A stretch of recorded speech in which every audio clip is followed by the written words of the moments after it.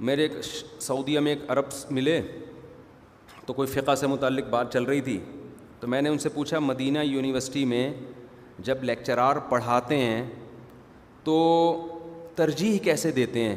جیسے مختلف فقہ کے اقوال ہیں، ایک قول ابو حنیفہ کا ہے، امام شافعی کا قول ہے، امام احمد بن حنبل کا قول ہے، فلانا قول ہے، تو جو لیکچرار ہے یونیورسٹی میں پڑھانے والا وہ کس بیس پر ترجیح دیتا ہے کہ یہ رائے درست ہے اور یہ کیا ہے غلط؟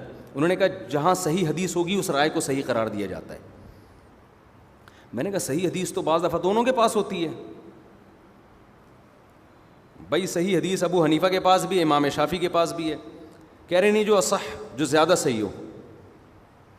اچھا وہ خود بھی یونیورسٹی میں تھے، بڑی پوسٹ پر رہے ہیں وہ، تو کہتے ہیں جب بغیر تعویل کے جو صحیح حدیث پیش کرے گا، حدیث پیش کرے صحیح لیکن اس میں تعویل نہ کرے، اس رائے پہ فتویٰ دیا جاتا ہے۔ تو میں نے ان سے تو زیادہ بحث نہیں کی، میں نے یہ بولیں گے میرے سے بحث کر رہا ہے، تو یہ بات کہہ دینا بہت آسان ہے۔ مجھے خیال ہوا میں ان سے ایک حدیث پیش کرتا ہوں کہ صحیح حدیث ہے، رسول اللہ صلی اللہ علیہ وسلم سے پوچھا گیا یا رسول اللہ، زمانہ جاہلیت میں عورت زندہ دفن کر دیتی تھی بچے کو، اس کے بارے میں کیا حکم ہے؟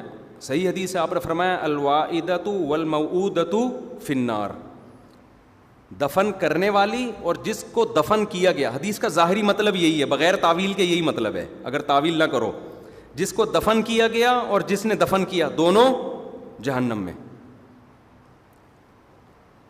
اب بتاؤ یہ حدیث جیسے ہی آپ کے سامنے آئے گی فوراً ایک اشکال ہوگا نا کہ جس بچی کو دفن کیا جا رہا ہے اس بیچاری کا کیا قصور ہے بھائی، اس کو کیوں؟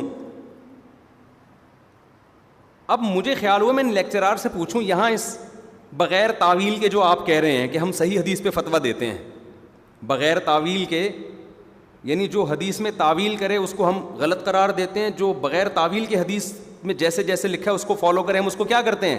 ہم صحیح۔ ان سے تو میں نے بحث نہیں کی، لیکن میں آپ سے یہ بات کر رہا ہوں کہ بغیر تعویل کے اگر آپ حدیث لے لو تو اس سے تو یہ نظر آ رہا ہے کہ وہ جو بیچاری معصوم بچی ہے وہ کہاں جائے گی؟ بولو نا، جہنم میں۔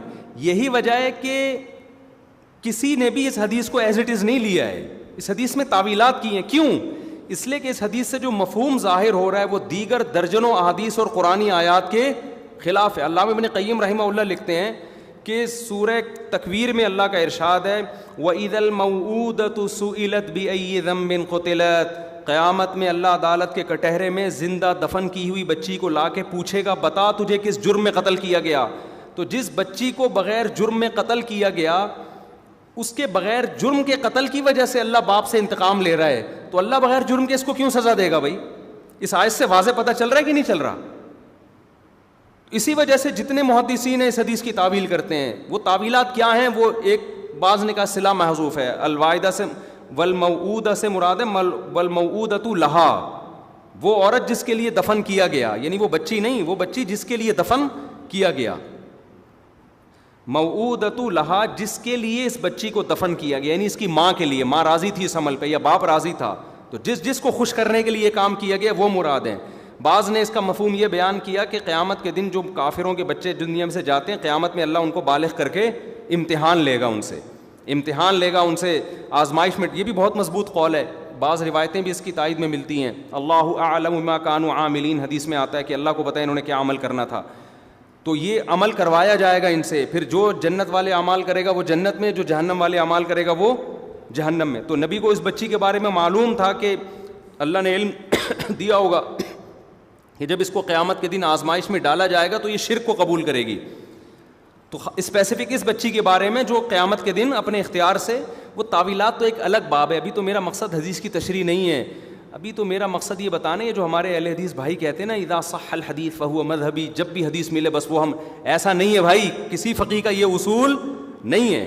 حدیث کو متواتر حدیث کے مقابلے میں دیکھا جاتا ہے، قرآن کے مقابلے میں دیکھا جاتا ہے، قرآن جگہ جگہ حدیث میں آ رہا ہے والموعودۃ فی النار، جس کو دفن کیا گیا وہ بھی جہنم میں. لیکن قرآن درجنوں مقام پہ کہہ رہا ہے ولا یظلم ربک احدا, تیرا رب کسی پہ ظلم نہیں کرے گا. وما کننا معذبین حتی نبعث رسولا, جب تک ہم پیغمبر کو بھیج کے حجت تمام نہ کر دیں کسی قوم کو ہم عذاب نہیں دیتے. تو بچی پر تو حجت تمام ہی نہیں ہوتی ہے نا. اتنی ساری آیتیں ہیں, تو اتنی ساری آیتوں کے ہوتے ہوئے آپ ظاہر ہے کیا کرو گے, اس حدیث کا وہ مفہوم بیان کرو گے جو قرآن کے موافق ہے اور خود نبی کی دیگر تعلیمات کے موافق ہے. تو یہ ان کے سامنے تو میں نے اتنی تفصیل نہیں کی. اصل میں یہ ان کو یہ سمجھانا چاہ رہا تھا, لیکن میں نے کہا ان سے بحث کرنا بہت مشکل کام ہوتا ہے وہاں پہ, کہ یہ جو مذاہب اربع ہیں نا, ان میں سے ایک کو فالو کیے بغیر آپ کا گزارا نہیں ہے, ورنہ ہر لیکچرار آئے گا اپنی تقریر جھاڑ کے چلا جائے گا, کنفیوژن کے علاوہ کچھ بھی حاصل نہیں ہوگا.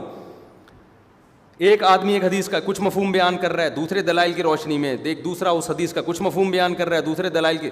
تو اسی وجہ سے فقہاء نے اصول فقہ وضع کیے ہیں کہ ہم حدیث کو کیسے لیں گے. ہر ایک کے اپنے اپنے اصول ہیں.